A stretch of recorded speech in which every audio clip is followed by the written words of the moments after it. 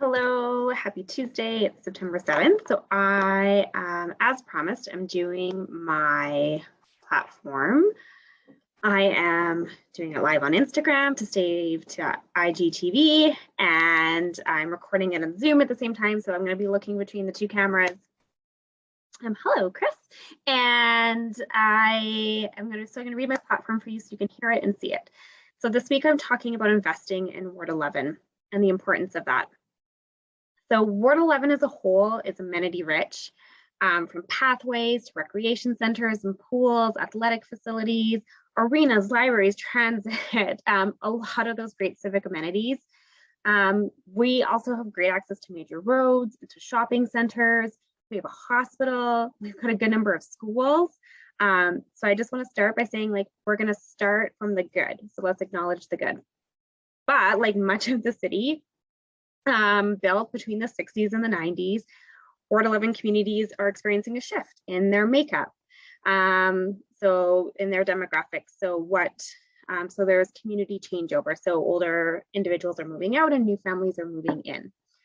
So as a counselor, my goal is to support neighborhoods through those shifts in neighborhood populations, in development changes, in business life cycles, and in our civic infrastructure requirements. So we, as a city, have large opportunities and challenges in our next 20 to 30 years. We need to revitalize our downtown core, we need to bring much needed economic diversification, and we need to be working towards climate mitigation measures. But I want to ensure that while we are tackling those issues, we continue to focus on the need of protecting community infrastructure and devising ways to bring more investment back into our established neighborhoods. And I will say, while I'm focused on Ward 11, this is a citywide issue and we need to be having citywide conversations about this. And I want to make sure I am part of that conversation. If you go to the physical blog, you can see a snapshot photo of all of the services that we have. So take a look at that too. So I've written previous blog posts about making Calgary a city that supports neighborhoods across seasons, ages, and explores how we can encourage our small businesses and our parks and at our recreation sites. So those are all listed on the blog. I want Ward 11 to be full of neighborhoods where families see a future. And this means playgrounds and green spaces to play, neighborhood schools remaining open, and recreation program which supports a sense of community across ages. I also want communities to be multi-generational and accessible, meaning neighborhoods need to be designed for seniors to age in place and those with physical impairments can navigate our communities. At both ends of the age spectrum, At both ends of the age spectrum and for those with disabilities, neighborhood design looks similar. It's curb cuts at road crossings, it's well-marked crosswalks, it's snow clearing at transit stations and on bus stops and sidewalks, clean, safe transit stations, well-lit roads and sidewalks, just to name a few. So, and a spectrum of civic services need to be hosted in buildings that are kept in good repair. That's so critical to serving residents. So we can support neighborhoods in the following ways. Budget prioritization, both capital and operating, to support facility upkeep, upgrades, and replacement. I believe we need to prioritize spending for the usable aspects of our amenities. So as an example, pathway repaving, so there's no bumps and cracks, would take precedent over annual flower pots, for example. I believe community associations need guidance and oversight to manage and upgrade their facilities. Volunteers are fatigued and they are not always experienced to tackle large projects. I believe we need to support the work through the Calgary Neighborhoods Department and as well work closer and make sure that the Federation of Calgary Communities is focused on this, getting community associations the knowledge they need. I believe that low income and unhoused Calgarians with disability, they need resources through the agencies and organizations which are partnered and supported by the City of Calgary. That means we need stable and predictable funding through family and community support services. Organizations then can spend more time servicing residents than applying for grants or chasing down funds. We must continue to prioritize and fund new off-market housing projects across the city and as well ensure that any existing housing is kept in good repair. We must continue to retrofit our buildings and our public realm to accessible design standards. I'll say that Ward 11 has many undeveloped and underdeveloped sites which could support a higher use. This could be housing, additional retail opportunities for local businesses, or better yet, a combination of both. We know that empty and unused sites attract crime. So it's important as a counselor that I work towards attracting development projects which support neighborhoods.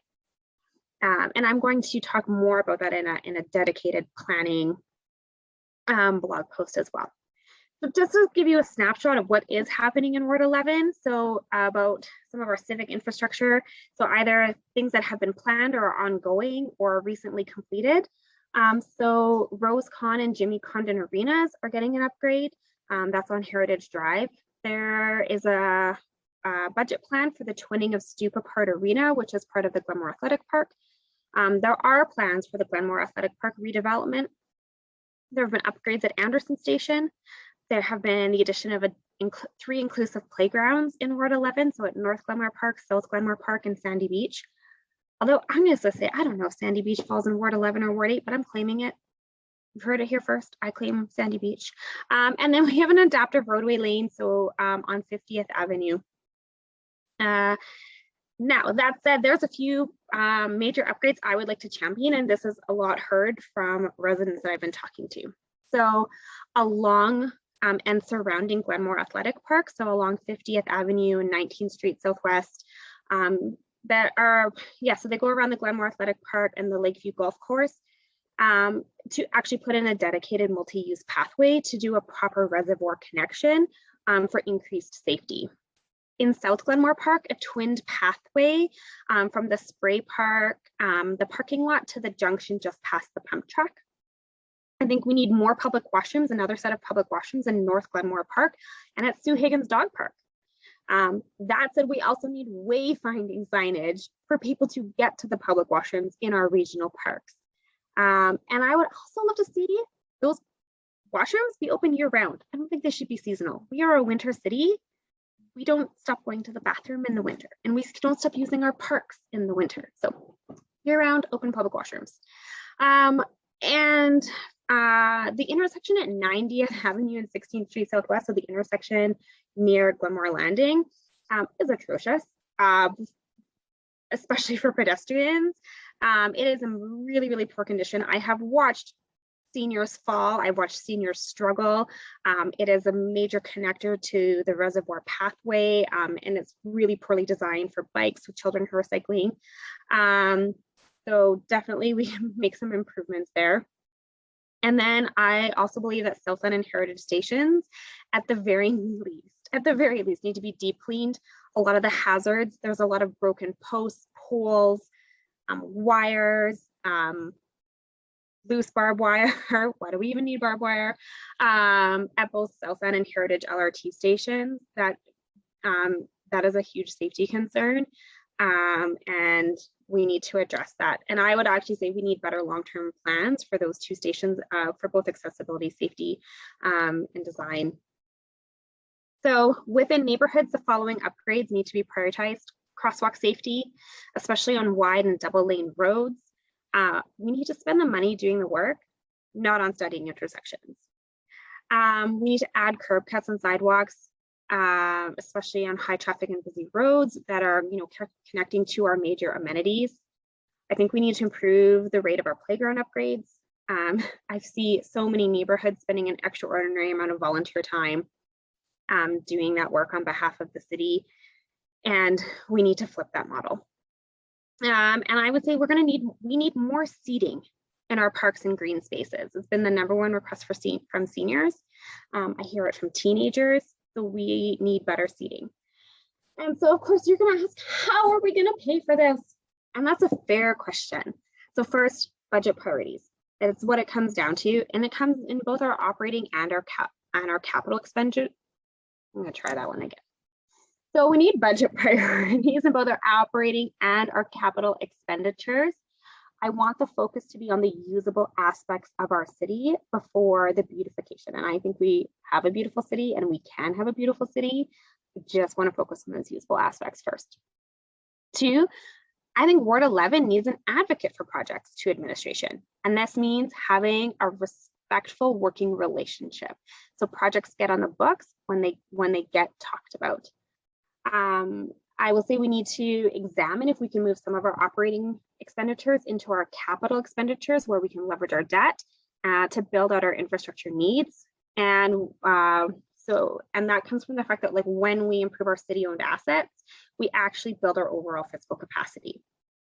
So fourth, we need to continue to explore levies on redevelopment in established neighborhoods to support public realm improvements.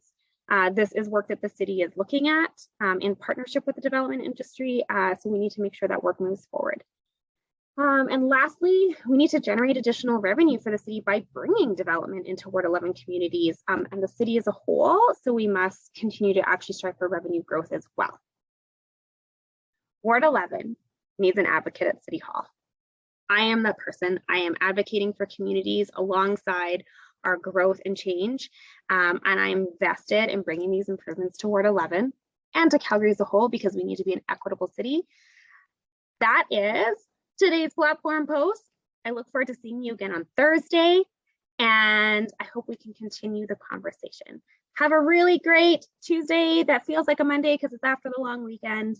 Talk to you soon, everyone.